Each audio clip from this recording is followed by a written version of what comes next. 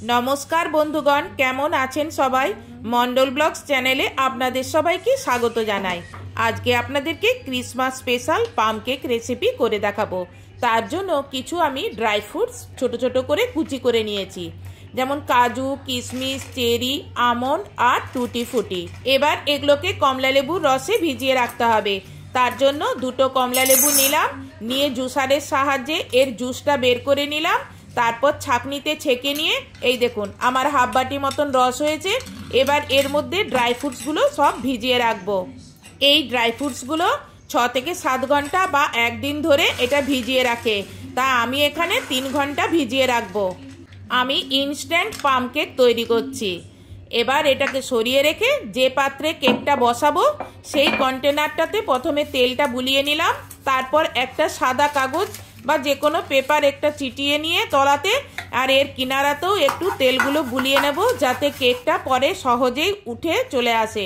এবার এটা সরিয়ে রেখে দেখুন 3 ঘন্টা পরে আমার ড্রাই ফ্রুটসগুলো কীরকম রস শোষণ করেছে।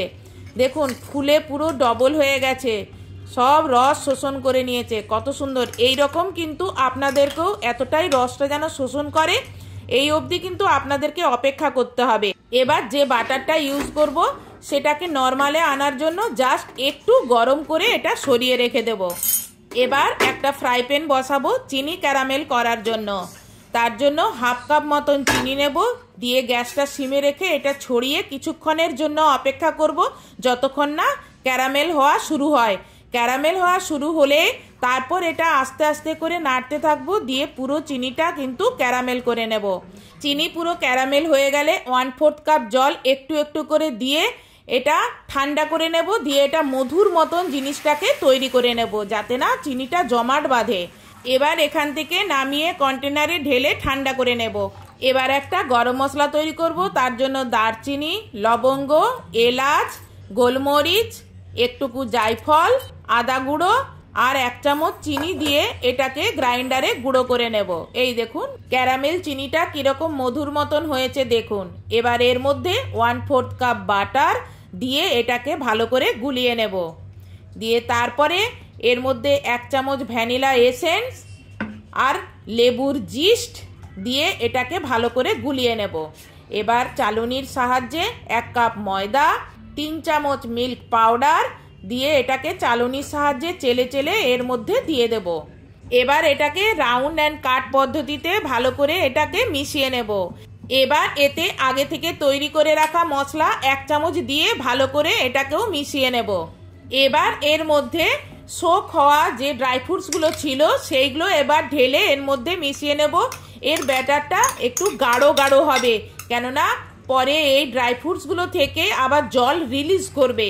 এই রকম গাঢ় গাঢ় ব্যাটার তৈরি করতে হবে। যদি খুব গাঢ় মনে হয় তাহলে 1 চামচ এরকম দুধ মিশিয়ে হালকা করে একটু এরকম পাতলা করে নেবেন, তবে এর ব্যাটার কিন্তু গাঢ়ই হয়।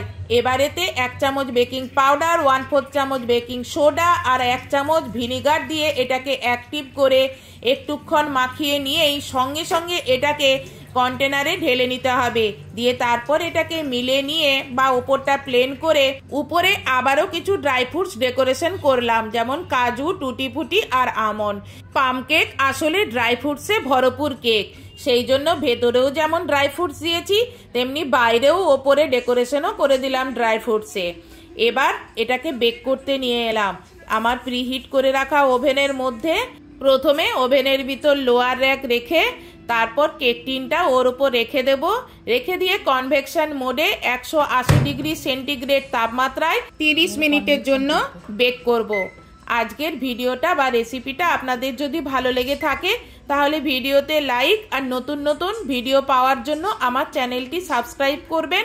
আর ফেসবুক থেকে যদি দেখে থাকেন তাহলে ফেসবুকটি ফলো করবেন।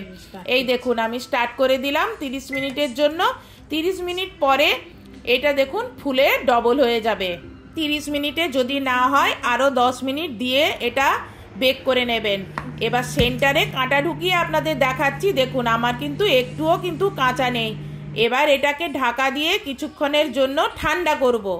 যখন এটা ঠান্ডা হয়ে যাবে তখন এটাকে ছুরি দিয়ে চারিদিকের কিনারাটা ছাড়িয়ে নেব।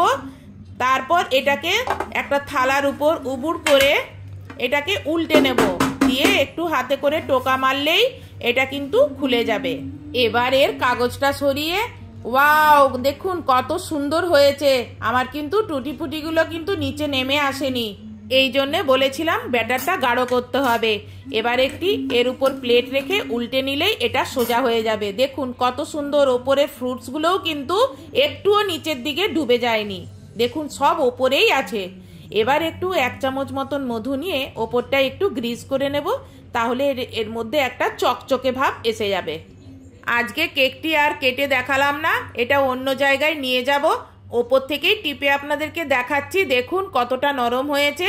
আজকের রেসিপিটা যদি আপনাদের ভালো লেগে থাকে তাহলে ভিডিওতে লাইক, কমেন্টস এবং শেয়ার করবেন। আবারও নতুন কোনো ভিডিও নিয়ে আপনাদের সামনে হাজির হব।